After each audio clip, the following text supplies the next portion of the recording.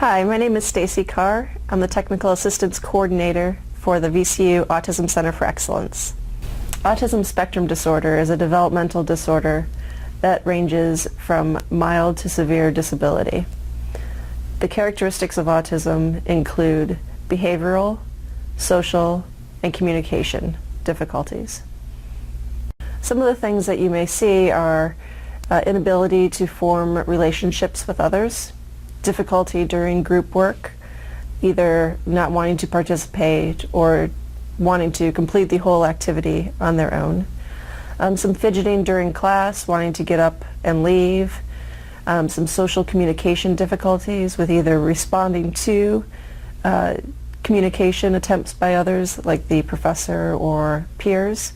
Inappropriate commenting.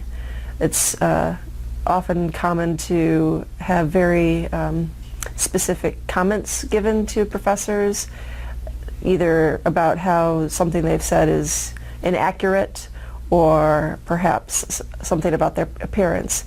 Not meaning any harm, but very straightforward, without a filter information.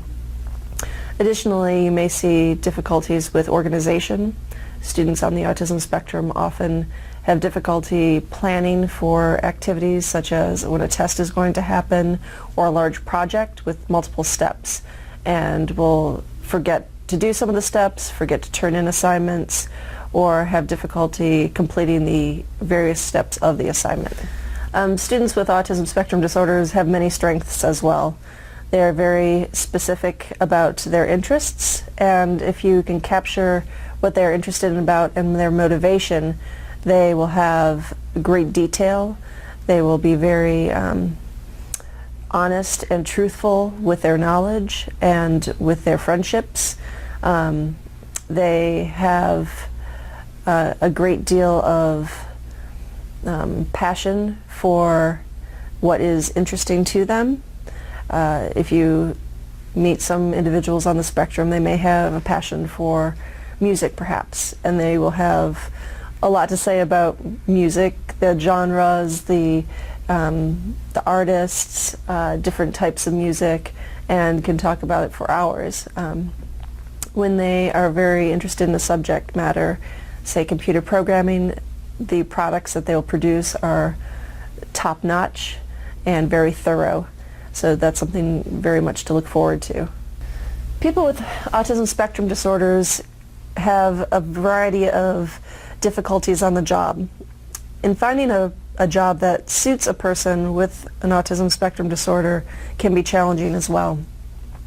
Looking at what is motivating, what is capturing the strengths of the individual is key, and finding a job that is right, that meets the needs of the individual and the employer, is also very important.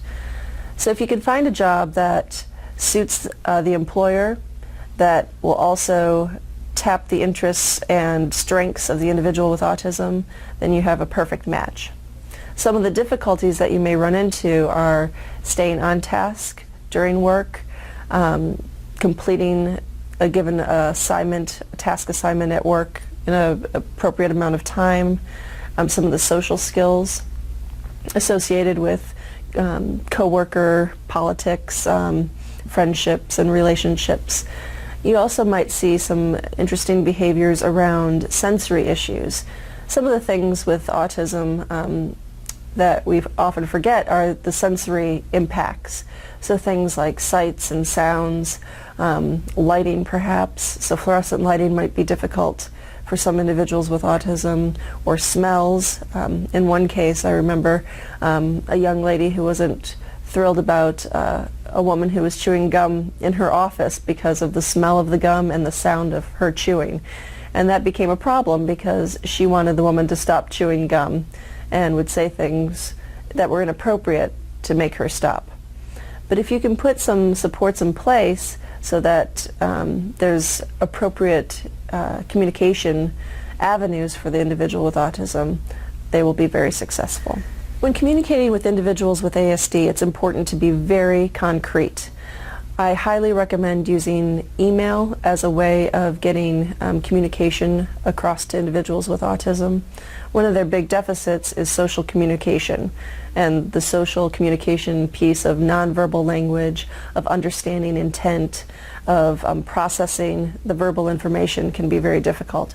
So if you can put information in email form or in an instant message perhaps, that will serve as kind of a record for that individual.